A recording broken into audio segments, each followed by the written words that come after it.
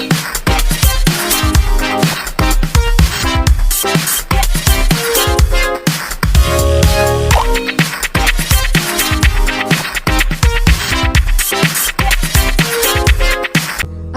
warahmatullahi wabarakatuh.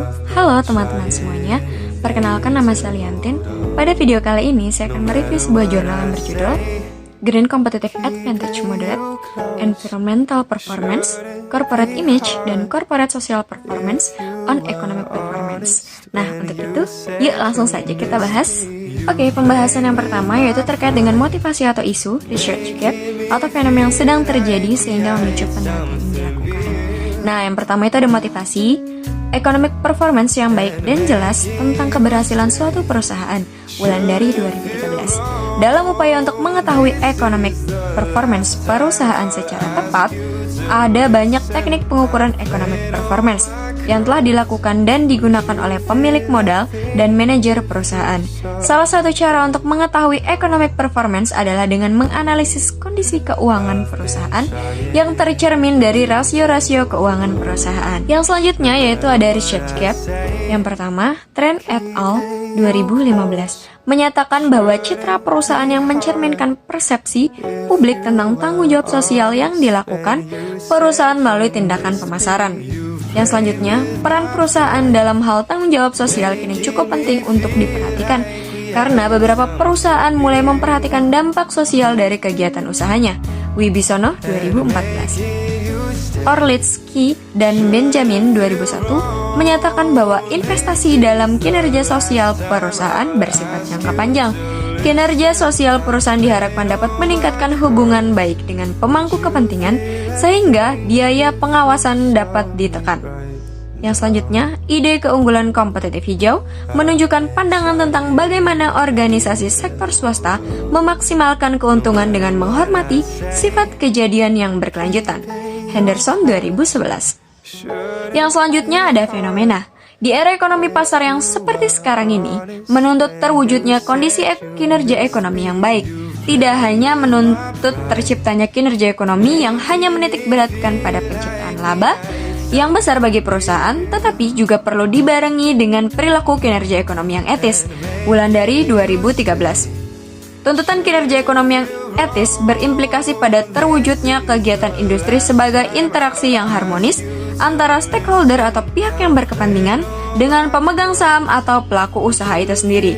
Nah, kritik pada bagian ini tidak ada karena peneliti sudah cukup menjelaskan motivasi atau isu, penelitian research gap, kemudian fenomena dengan baik.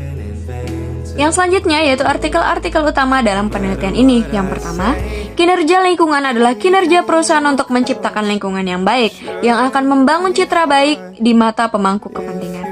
Informasi yang saat ini menjadi salah satu pertimbangan penting bagi calon investor untuk berinvestasi adalah informasi tentang sosial dan lingkungan. Prabandari dan Suryanawa 2014. Yang selanjutnya yaitu sumber informasi penting agar perusahaan dapat mencapai tingkat produksi yang efisien, meningkatkan produktivitas sesuai dengan standar keamanan, menekankan biaya yang disebabkan oleh kerusakan lingkungan, dan peluang untuk memperoleh pasar baru. Porter dan Van der Linde 1995, 2014. Yang selanjutnya yaitu ketekunan suatu perusahaan dalam menghasilkan laba secara otomatis akan membawa akibat bagi lingkungan sekitarnya. Oleh karena itu, masyarakat menuntut agar perusahaan memperhatikan dampak sosial yang ditimbulkan oleh kegiatan perusahaan dan upaya penanggulangannya. Setianingsih 2016. Kritik pada bagian ini tidak ada karena penulis sudah cukup menjelaskan artikel-artikel utama yang menjadi referensi dalam penelitian ini. Yang selanjutnya yaitu kebaruan atau novelty dari penelitian ini. Pembaharuan pada artikel tersebut, penulis memberikan variabel moderasi yang dapat memperkuat atau bahkan memperlemah variabel penelitiannya. Dengan adanya variabel moderasi dapat diketahui bahwa pengaruh kinerja lingkungan terhadap kinerja ekonomi dengan Green Competitive Advantage sebagai variabel moderating. Green Competitive Advantage mampu meningkatkan koefisien kinerja lingkungan. Dalam hal ini menggambarkan bahwa suatu perusahaan yang memiliki keunggulan dalam pengelolaan lingkungan dan tidak dimiliki oleh perusahaan lain dapat membuat kinerja lingkungan perusahaan menjadi baik. Green competitive advantage tidak berpengaruh terhadap corporate image. Hal ini dapat terjadi karena sebagian besar perusahaan di Indonesia belum konsisten dalam mengelola kegiatan lingkungannya sehingga tak dapat menjadi keunggulan dibandingkan dengan pesaingnya.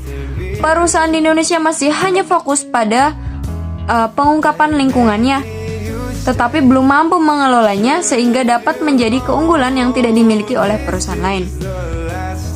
Secara tidak langsung, kemampuan perusahaan dalam mengelola lingkungannya berarti merupakan gambaran kinerja sosial perusahaan.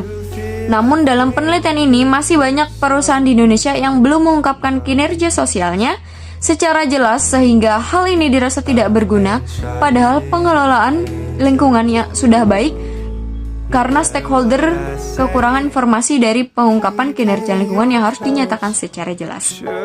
Kritiknya, peneliti tidak menjelaskan secara jelas novelty penelitiannya pada bagian abstraksi ataupun pengantar penelitiannya. Novelty tersirat secara eksplisit di bagian kesimpulan penelitian ini. Seharusnya peneliti menjelaskan novelty penelitian di awal bagian abstraksi ataupun pengantar penelitian. Novelty yang disajikan berikut ini merupakan hasil penelaah dari reviewer di bagian kesimpulan penelitian ini. Yang selanjutnya yaitu research question atau perumusan masalah dari penelitian. Yang pertama, apakah kinerja lingkungan mempengaruhi kinerja ekonomi? Kemudian, apakah citra perusahaan mempengaruhi kinerja ekonomi? Kemudian, apakah kinerja sosial perusahaan mempengaruhi kinerja ekonomi?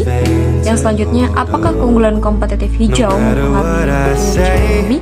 Kemudian, apakah keunggulan kompetitif hijau sebagai pemoderasi terhadap kinerja lingkungan mempengaruhi kinerja ekonomi? Kemudian, apakah keunggulan kompetitif hijau sebagai pemoderasi terhadap citra perusahaan mempengaruhi kinerja ekonomi? Kemudian, apakah kompetitif hijau sebagai pemoderasi terhadap kinerja sosial perusahaan mempengaruhi kinerja ekonomi? Kritiknya yaitu peneliti tidak menjelaskan perumusan masalah dengan jelas. Perumusan masalah hanya tersedia secara implisit. Seharusnya perumusan masalah dijelaskan pada bagian latar belakang penelitian. Perumusan masalah yang disajikan di atas merupakan hasil penelaahan dari reviewer merujuk pada hipotesis dalam penelitian. Yang selanjutnya yaitu tujuan dari penelitian ini. Yang pertama, untuk mengetahui pengaruh kinerja lingkungan terhadap kinerja ekonomi. Kemudian untuk mengetahui pengaruh citra perusahaan terhadap kinerja ekonomi. Yang selanjutnya untuk mengetahui pengaruh kinerja sosial perusahaan terhadap kinerja ekonomi. Kemudian untuk mengetahui pengaruh kompetitif hijau terhadap kinerja ekonomi. Kemudian untuk mengetahui pengaruh kompetitif hijau sebagai pemoderasi terhadap kinerja lingkungan dengan kinerja ekonomi. Kemudian untuk mengetahui pengaruh kompetitif hijau sebagai pemoderasi terhadap citra perusahaan dengan kinerja ekonomi. Kemudian untuk mengetahui pengaruh kompetitif hijau sebagai pemoderasi terhadap kinerja sosial perusahaan dengan kinerja ekonomi. Kritiknya, peneliti menjelaskan tujuan penelitian dari hipotesis penelitian seharusnya dibuat dalam bentuk terpisah antara tujuan dengan hipotesis. Yang selanjutnya yaitu apakah kontribusi dari penelitian ini? Dalam penelitian ini berfokus menjelaskan pengaruh environmental performance, corporate image, corporate social performance terhadap economic performance dengan green competitive advantage sebagai variabel moderasi. Economic performance perusahaan dapat dipengaruhi salah satunya oleh kinerja lingkungan atau environmental performance. Kinerja lingkungan dapat menjadi parameter keberhasilan kegiatan produksi. Sehingga kinerja lingkungan ini dapat menjadi salah satu pertimbangan bagi para calon investor untuk berinvestasi dalam suatu perusahaan. Kritik pada bagian ini yaitu tidak ada karena peneliti sudah menjelaskan secara implisit apa yang menjadi kontribusi dari penelitian ini. Yang selanjutnya yaitu apa sih green theory yang digunakan dalam penelitian ini? Yang pertama ada teori stewardship, di mana teori ini menjelaskan bahwa para manajer tidaklah termotivasi dengan tujuan-tujuan individu, tetapi lebih ditunjukkan dari target hasil utama mereka untuk kepentingan organisasi. Teori stewardship ini berdasarkan pada teori psikologi dan sosiologi, serta dari pemikiran akuntansi manajemen, di mana steward termotivasi untuk berkelakuan sesuai dengan keinginan prinsipal. Kemudian teori akuntansi positif yaitu dengan tujuannya untuk menjelaskan sebuah proses yang dapat menggunakan kemampuan, pemahaman, dan pengetahuan akuntansi, serta bagaimana informasi akuntansi tersebut disajikan agar dapat dikomunikasikan dan digunakan oleh pihak lain dalam perusahaan untuk menghadapi kondisi tertentu di masa mendatang. Kemudian teori legitimasi yang menyatakan bahwa organisasi atau perusahaan memiliki kontrak dengan masyarakat. Dalam teori legitimasi, perusahaan harus memastikan apakah mereka beroperasi di dalam norma-norma yang dijunjung masyarakat dan memastikan bahwa aktivitas mereka bisa diterima oleh pihak luar atau dilegitimasi. Karena dalam teori ini menyatakan bahwa suatu organisasi hanya bisa bertahan jika masyarakat sekitar merasa bahwa organisasi beroperasi berdasarkan sistem nilai yang sepadan dengan sistem nilai yang dimiliki oleh masyarakat. Kritiknya, peneliti tidak menampilkan grand teori dalam penelitian ini. Seharusnya grand teori dapat ditampilkan dalam penelitian agar para pembaca mengetahui adakah hubungan antara variabel-variabel yang digunakan dalam penelitian dengan teori-teori akuntansi. Grand teori yang disajikan tersebut merupakan saran yang coba disampaikan oleh reviewer. Oke, yang selanjutnya yaitu keterkaitan grand teori dengan penelitian yang sedang dilakukan. Jadi, yang pertama ada teori stewardship, di mana keterkaitan teori ini dengan variabel dependent economic performance di dalam penelitian ini, yaitu perilaku steward yang kolektif. Sebab steward berpedoman pada perilaku tersebut agar tujuan organisasi dapat dicapai. Misalnya, peningkatan penjualan atau profitabilitas. Perilaku ini menguntungkan stakeholder dalam bentuk kenaikan return saham. Kemudian, teori akuntansi positif, yaitu keterkaitannya terletak pada variabel corporate social performance, yaitu pada laporan tanggung jawab sosial perusahaan. Informasi akuntansi disajikan di dalam laporan tanggung jawab sosial perusahaan dapat menjadi media komunikasi kepada pihak lain di dalam perusahaan itu sendiri. Penyusunan teori akuntansi yang positif yang handal akan membantu membuat laporan tanggung jawab sosial perusahaan dengan laporan yang handal dapat dipertanggungjawabkan kepada masyarakat dan stakeholder. Kemudian teori legitimasi keterkaitannya yaitu terletak pada variabel environmental performance, yaitu adanya kontrak sosial yang terjadi antara perusahaan dan masyarakat. Kontrak sosial dua belah pihak ini mengutarakan bahwa perusahaan butuh legitimasi atau pengakuan dari masyarakat tentang operasi dan produk yang dihasilkan, sedangkan masyarakat menuntut tanggung jawab perusahaan agar mengelola lingkungan di sekitar perusahaan. Kritiknya, peneliti tidak menjelaskan keterkaitan grand teori yang digunakan dengan penelitian yang sedang dilakukan. Penjelasan di atas adalah hasil dari penelaahan oleh reviewer. Yang selanjutnya yaitu kerangka konseptual. Nah, seperti yang terlihat pada slide berikut, ada kerangka konseptualnya. Kritiknya, peneliti tidak menggambarkan kerangka konseptual dalam penelitian ini. Gambar tersebut merupakan hasil dari pemahaman reviewer. Yang selanjutnya yaitu hipotesis penelitiannya. Yang pertama, H1, environmental performance berpengaruh positif terhadap economic performance. Kemudian H2, corporate image berpengaruh positif terhadap economic performance. Yang ketiga, corporate social performance berpengaruh positif terhadap economic performance. H4, green competitive advantage berpengaruh positif terhadap economic performance. H5, green competitive advantage memoderasi hubungan environmental performance terhadap economic performance. H6, green competitive advantage memoderasi hubungan corporate image terhadap economic performance. H7, green competitive advantage memoderasi hubungan corporate social performance terhadap economic performance. Kritiknya tidak ada karena peneliti sudah menjelaskan hipotesis penelitiannya dengan jelas dan bisa dipahami. Yang selanjutnya yaitu metode penelitian yang digunakan, yaitu ada rancangan penelitian, definisi operasional variabel, dan pengukuran teknik penarikan sampel, unit analisis, jenis data yang digunakan, kemudian uji kelayakan model, dan metode analisis data.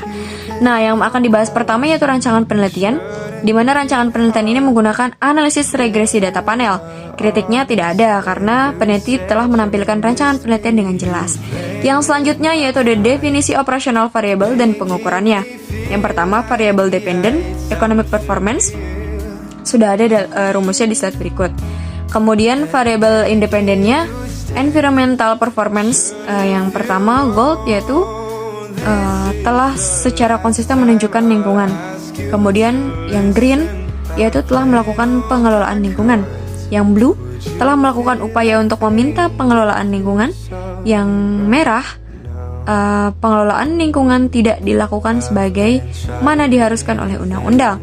Kemudian yang black dengan sengaja melakukan perbuatan atau kelalaian yang mengakibatkan pencemaran atau perusakan lingkungan hidup atau pelanggaran peraturan perundang-undangan. Nah, kemudian corporate social image dan corporate social performance-nya sudah ada di dalam rumus berikut. Kritiknya tidak ada karena peneliti sudah jelas dalam menampilkan definisi operational variable dan pengukuran yang digunakan. Yang selanjutnya yaitu teknik penarikan sampel, di mana pada penelitian ini menggunakan purposive sampling.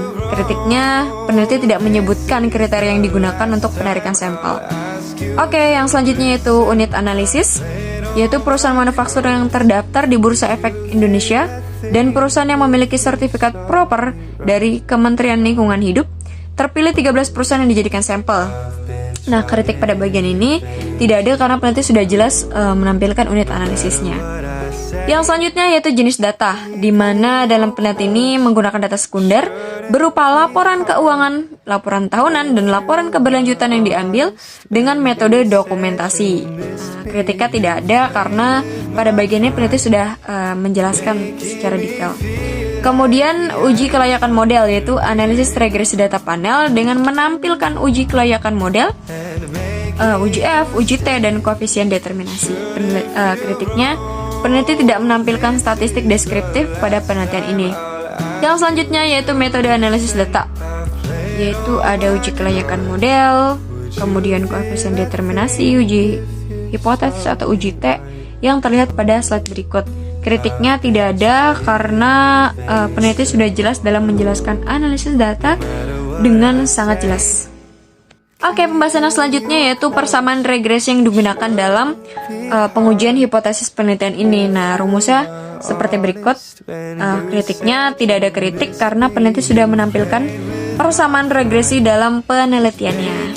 Yang selanjutnya yaitu hasil penelitian. Yang pertama, uji kelayakan model, di mana hasil ini menunjukkan F statistik sebesar 8,355806, sedangkan F tabelnya dengan taraf 5%, DFL K-1 sama dengan 4, dan DF2 NK sama dengan 31. Intinya bahwa dalam penelitian ini yaitu kinerja lingkungan, citra perusahaan, dan kinerja sosial perusahaan berpengaruh terhadap kinerja ekonomi dengan keunggulan kompetitif hijau sebagai variabel moderasinya.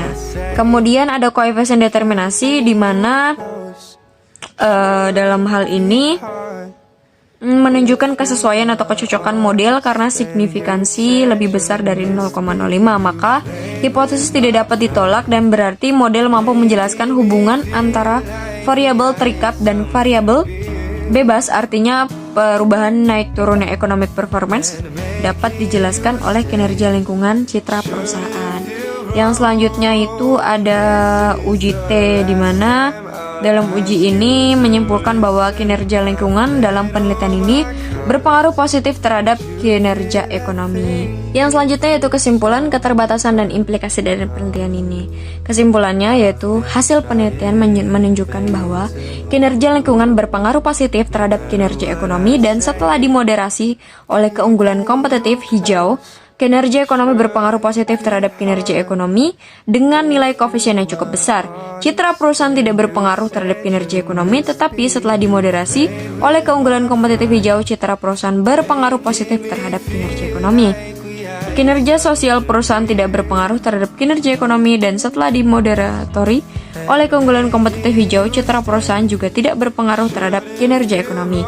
Kritik pada bagian ini tidak ada karena peneliti sudah menjelaskan hasil penelitiannya dengan jurnal penelitian tersebut.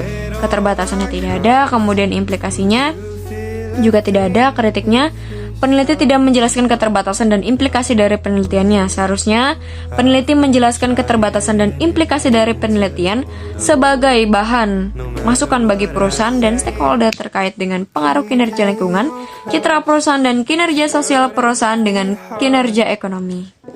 Demikianlah review jurnal dari saya, semoga bermanfaat. Assalamualaikum warahmatullahi wabarakatuh.